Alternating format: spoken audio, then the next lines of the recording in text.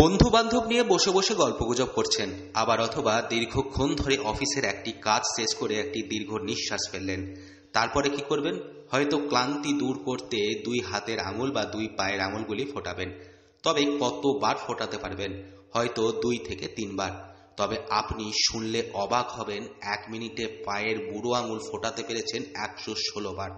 আর তাতেই জায়গা হয়েছে ইন্ডিয়া বুক অফ রেকর্ডে।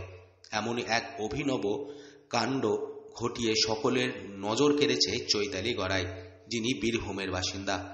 বর্তমানে গুয়াহাটি বিশ্ববিদ্যালয়ে গবেষণারত পড়ুয়া। একদম ছোট থেকেই এই তার অভিনব বিষয়টি নজর কেড়েছে সহপাঠী থেকে শুরু করে পরিবার পরিজনদের। তবে চৈতালি জানায়, সে কখনোই ভাবেনি এটার জন্য কোনো রেকর্ড হতে পারে।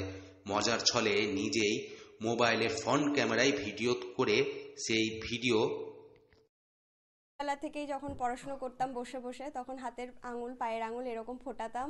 তো ফোটাতে ফোটাতে মানে যখন দেখলাম যে আমার বাঁ পায়ের বুড়ো আঙুলটা অনেকবার ফুটছে, তো তখন আমি ভাবলাম যে এটা নিয়ে মানে পরবর্তীকালে যে ওয়ার্ল্ড রেকর্ড মানে করা যাচ্ছে, তো সেগুলোতে দিলাম। তারপর ভিডিও করা হয়েছিল, তারপর তাদেরকে দিলাম। ওয়েবসাইটে আপনি কি মানে কোন ওয়েবসাইটে কিভাবে ঢুকেছিলেন বা কি সার্চ করতে গিয়ে? ওয়েবসাইটে ঢুকেছিলাম বলতে, আমি যখন সোশ্যাল মিডিয়া মাঝে মধ্যেই চেক করতাম, তখন দেখলাম যে বিভিন্ন বিষয়ে রেকর্ড করা যাচ্ছে, মানে গিনেস ওয়ার্ল্ড রেকর্ড রয়েছে, ইন্ডিয়া রেকর্ড রয়েছে। তো ইন্ডিয়া রেকর্ডে আমি দেখলাম যে এই ধরনের রেকর্ড রয়েছে হাতে।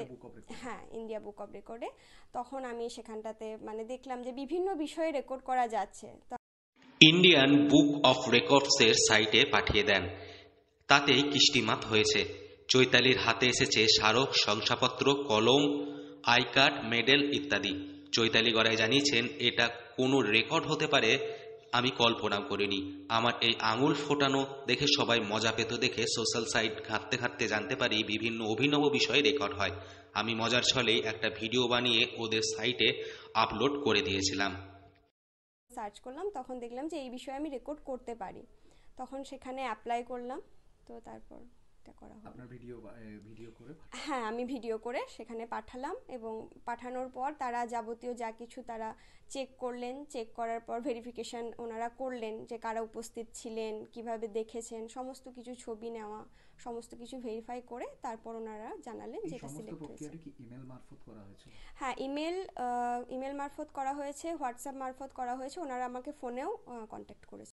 তারপরেই দেখলাম বিষয়টি ইন্ডিয়া বুক অফ রেকর্ডসে জায়গা পেয়ে গেছে। বাড়ির সকলে খুব খুশি। বীরভূমের সাঁইথিয়া থানার বাতাসপুরের বন গ্রামের বাসিন্দা চৈতালি গড়াই।